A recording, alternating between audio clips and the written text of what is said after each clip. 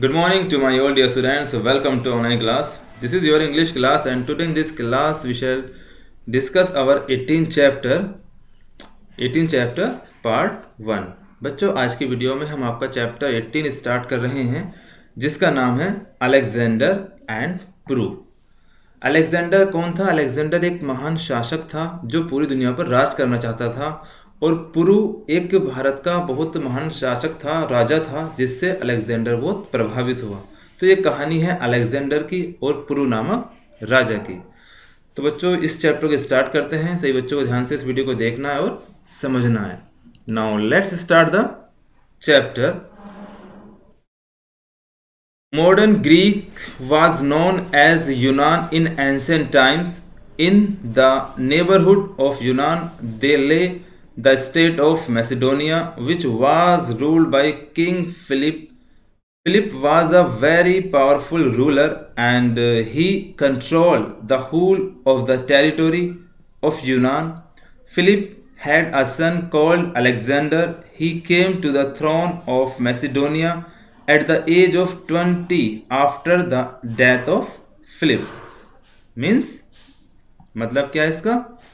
Modern Greek was known as Yunan in ancient times. Ancient times का मतलब पुराने समय में जो आधुनिक ग्रीक है वो यूनान के नाम से जाना जाता था, यूनान देश के नाम से जाना जाता था, जो आधुनिक ग्रीक देश है।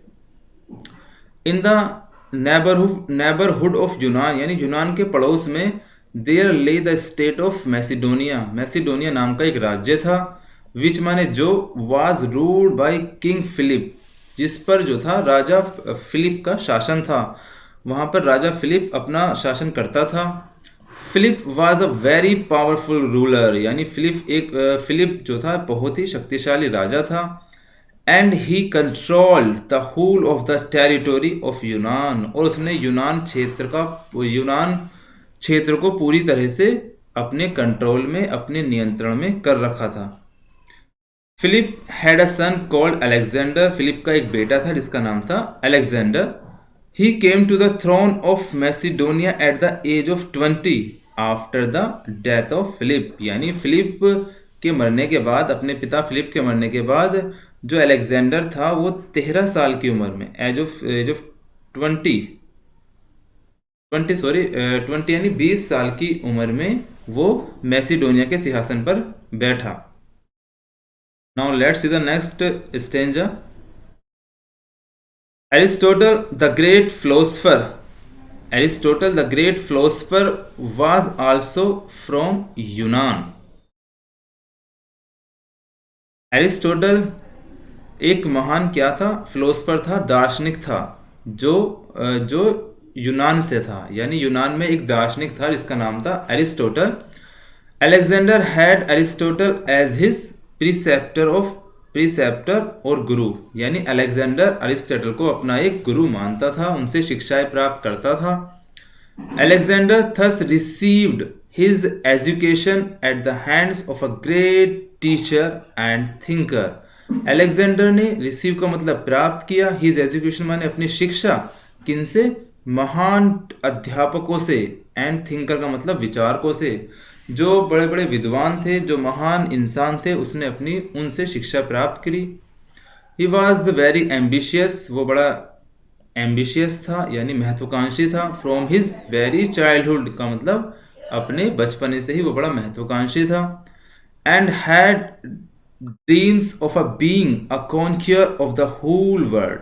होल वर्ल्ड का मतलब पूरा संसार, कॉन्क्यूअर का मतलब जीतना, और वो पूरे संसार को जीतना चाहता था। उसका सपना था कि मैं पूरे दुनिया पर राज करूं। This would mean much destructions and blood shed, यानी इसका मतलब था कि विनाश होना और खून बहना। जो उसका सपना था पूरी दुनिया को जीतना, उसका मकसद, वो उसका सपना कैसे पूरा होता, उसके लिए उसे बहुत विनाश करना था, उसके लिए उसे बहुत ही खून बहाना था। अलेक्जेंडर न्यू दिस, अलेक्जेंडर ये सब जानता था, बट माने किंतु, it did not prevent him from starting on his campaigns for victory over other kingdom. But it did not prevent from him starting, लेकिन वो अपने आप को नहीं रोक पाया। उसने दूसरे राज्यों पर विजय प्राप्त करने का नारा लगाना शुरू कर दिया। कैंपेन का मतलब अभियान शुरू कर दिया दूसरे राज्यों को जीतने का। एरिस्टोटल्स टीचिंग, जो एरिस्टोटल की शिक्षाएं थी, did not prove to be much help in this respect, यानी एरिस्टोटल की शिक्षाएं उसके लिए इस मकसद में सही साबित नहीं हुई, यानी उसने उनकी शिक्षाओं का यूज नहीं किया। Now let's T the next paragraph. Alexander spent the first 2 years after occupying the throne planning his campaign to conquer the world. He then marched on to Persia, present-day Iran, leading an army of 30,000 footmen and 5,000 soldiers of a cavalry. Alexander finally won the war, which lasted 4 years. He next conquered Afghanistan. At that time, India was well known throughout the world as a land of milk and honey. It was extremely rich and prosperous.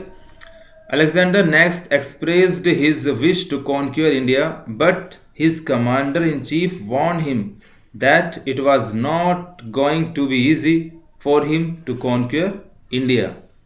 Means अब इस paragraph को समझते हैं। Alexander spend का मतलब व्यतीत किए the first 2 years after occupying the throne planning his campaign to conquer the world, यानी सिंहासन प्राप्त करने के बाद अलेक्जेंडर अपने 2 साल लगा दिए प्लानिंग करने में, योजना बनाने में कि संसार को कैसे जीता जाए। कॉन्क्यूर द वर्ल्ड यानी संसार को जीतने की प्लानिंग उसने 2 साल तक बनाई।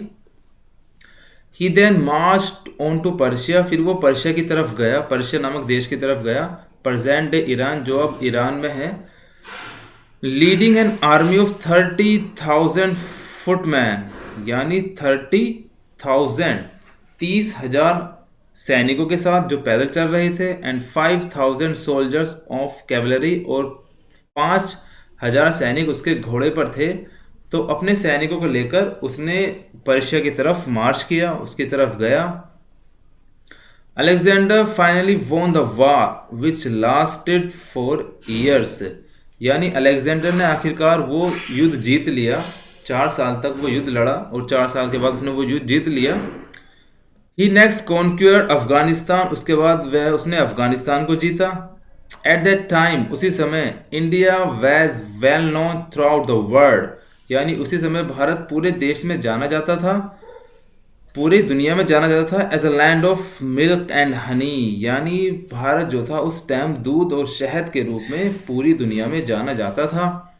It was extremely rich and prosperous, वो वास्तव में बड़ा अधिक अमीर और प्रोस्पियस का मतलब समृद्ध का मतलब उन्नतिशील था, बड़ा अमीर था उस टाइम भारत देश।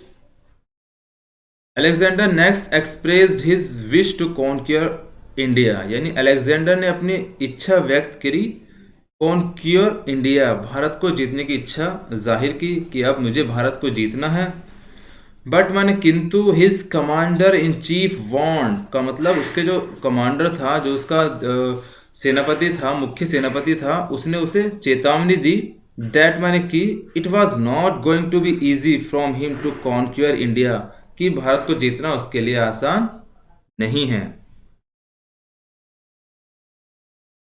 Alexander's commander-in-chief pointed out to him that the Ganrajyas in India were governed by the people themselves. The people were highly self-respected and heroic. It was difficult to conquer them. Means Alexander's commander-in-chief, जो Alexander का सेनापति था, उसने बताया, उसे इशारा किया, pointed out to him, उसकी तरफ इशारा किया। क्या इशारा किया? दैट की द गणराज्य इन इंडिया, कि भारत में क्या है, एक गणराज्य है, सभी राज्यों का एक भारत एक संघ है, वहाँ बहुत सारे राज्य मिलकर काम करते हैं। Were governed by the people themselves, यहाँ वहाँ पर जो है गणतंत्र है, लोगों का अधिकार है। The people were highly self respected, वो वहाँ के जो लोग हैं वो बड़े सम्मानित हैं, उनमें आत्मविश्वास है। एंड हीरोइक का मतलब वो बड़े बहादुर हैं। It was difficult to conquer them, उन्हें जीतना बड़ा ही कठिन है, ऐसा अलेक्जेंडर के सेनापति ने कहा। बच्चों आज की वीडियो में इतना ही रखते हैं। इसका अगला पार्ट हम अगली वीडियो में पढ़ेंगे। आप सभी को अच्छे से इस चैप्टर की रीडिंग करनी है और जो भाई वर्ड्स मीनिंग है इस चैप्टर के वो याद करने हैं। तो that's all and thank you.